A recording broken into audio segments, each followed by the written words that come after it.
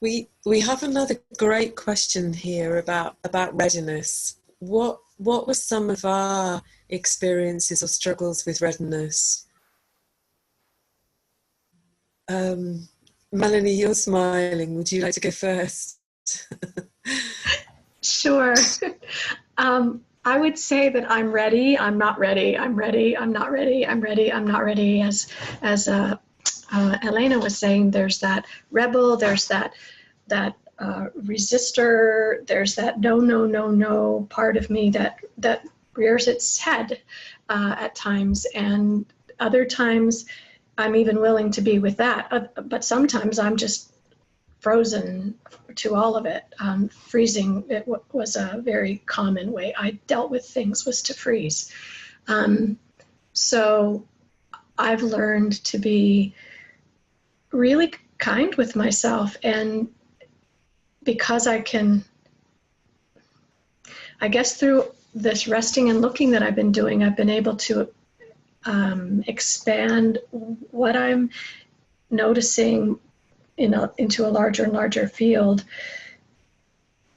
That's giving me freedom to even be with the not ready part of me in a moment. And I find I'm able to be that more with people I facilitate as well, because I've been with my own not ready self. So to me, it's not an endpoint. It's just a checking in with myself and seeing, where am I right now? And actually it brings tears to even say that right now. It feels very tender to ask myself, where am I right now? Is it that I'm ready, or is it that I'm not, to look at whatever it is I'm getting triggered by? So.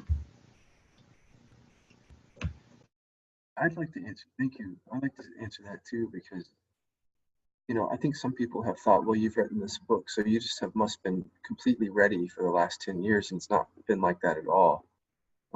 It's been a very kind of rocky road, because I've been dealing with not just the drugs and alcohol, which I put down a long time ago, but all the secondary and the process addictions, and the readiness has been very, very not online completely with each thing. Everything has its own shelf life, like, or its own struggle in a way, like just dealing with the caffeine, dealing with the tobacco, dealing with sex stuff, and the sugar thing. It's been more like, I'm not ready, you know, or I'm sort of ready.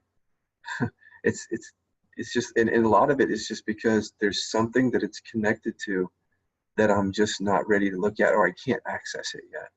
And, you know, it's often trauma related or deficiency story related, or like I can't, like the throat thing was, I can't express myself, I can't be myself. And it really wasn't about sugar or any of that ultimately.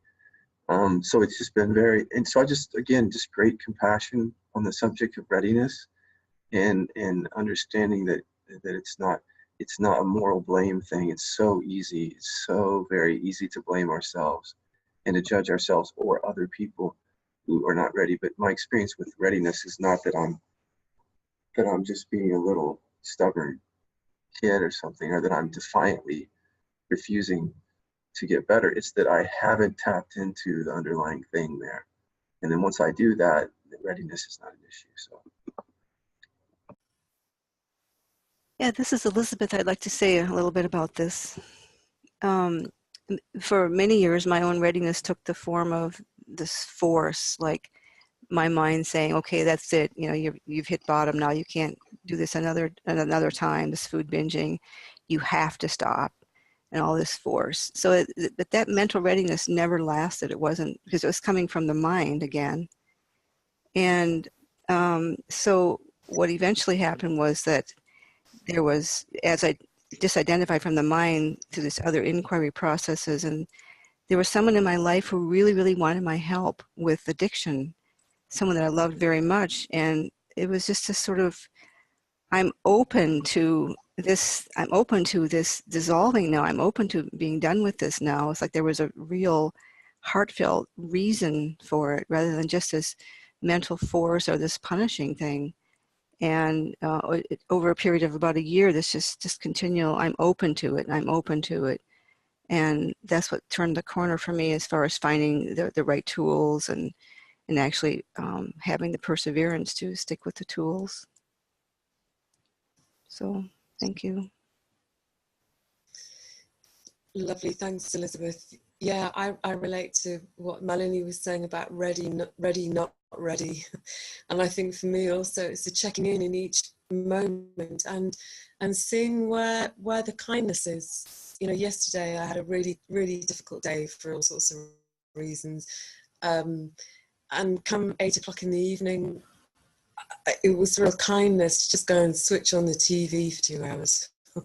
You know, that's all I was ready for. I was not ready to do any looking. Other times it feels like a kindness to switch off and just, yeah, actually just go and look and be with myself.